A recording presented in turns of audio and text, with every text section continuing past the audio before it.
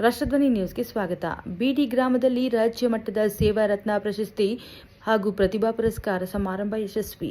ಬೆಳಗಾವಿ ಜಿಲ್ಲೆಯ ಖಾನಾಪುರ ತಾಲೂಕಿನ ಬಿಡಿ ಗ್ರಾಮದ ನೆಹರು ಮೆಮೋರಿಯಲ್ ಕಾಂಪೋಸಿಟ್ ಪಿಯು ಕಾಲೇಜಿನಲ್ಲಿ ಜುಲೈ 18ರಂದು ದಾಂಡೇಲಿ ನಗರಸಭೆಯ ಮಾಜಿ ಅಧ್ಯಕ್ಷ ಶ್ರೀ ಗೋವಿಂದ ಕೆ.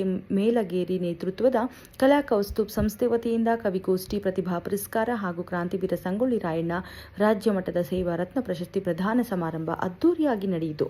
ಕಾರ್ಯಕ್ರಮವನ್ನು ಸರ್ಕಾರಿ ಪ್ರಥಮ ದರ್ಜೆ ಕಾಲೇಜಿನ ಪ್ರಾಂಶುಪಾಲರಾದ ಡಾ. ನಜೀರ್ ಅಹಮದ್ ಜಂಗುಬಾಯಿ ಉದ್ಘಾಟಿಸಿದರು.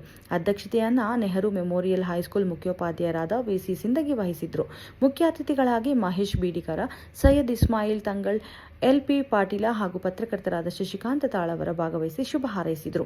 ಕಾರ್ಯಕ್ರಮದಲ್ಲಿ 10 ಕವಿಗಳು ಕವನ ವಾಚನ ನಡೆಸಿದರು.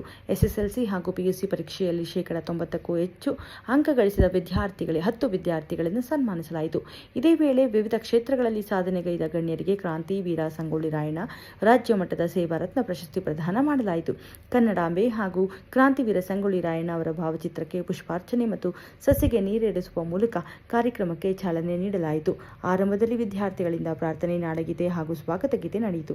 ಸಂಸ್ಥೆಯ ಅಧ್ಯಕ್ಷ ಗೋವಿಂದ ಕೆ. ಮೇಲಗೇರಿ ಸ್ವಾಗತ ಹಾಗೂ ಪ್ರಾಸ್ತಾವಿಕ ಭಾಷಣ ಮಾಡಿದರು. ಕಾರ್ಯಕ್ರಮವನ್ನು ಶಿಕ್ಷಕರಾದ ವಿ.ಡಿ. ಪೂಜ್ಯರ ನಿರೂಪಿಸಿ ಎ. ನದಾಫ ವಂದಿಸಿದರು. ಸ್ಥಳ ಬಿಡಿ. ಜಿಲ್ಲಾ ವರದಿಗಾರರು ಆಯಿಷಾ ಮುಖಾಶಿ. ಕ್ಷಣ ಕ್ಷಣ ಮಾಹಿತಿಗಾಗಿ ವೀಕ್ಷಿಸಿ ರಾಷ್ಟ್ರಧ್ವನಿ ನ್ಯೂಸ್ ಕನ್ನಡ.